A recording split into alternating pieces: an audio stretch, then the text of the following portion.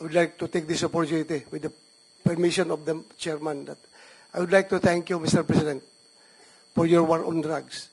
If there was no war on drugs, there is no Senator Bato.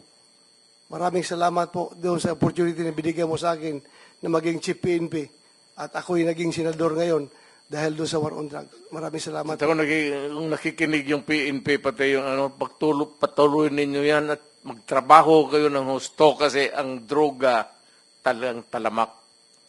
Kawawa ang Pilipino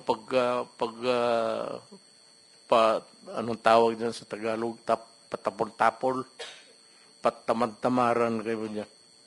Trabaho kayo ng husto, alam ninyo na ang droga talamak. Kaya kayong mga presinto, yung area of jurisdiction mo, pag mandyan pa yung droga, umalis ka.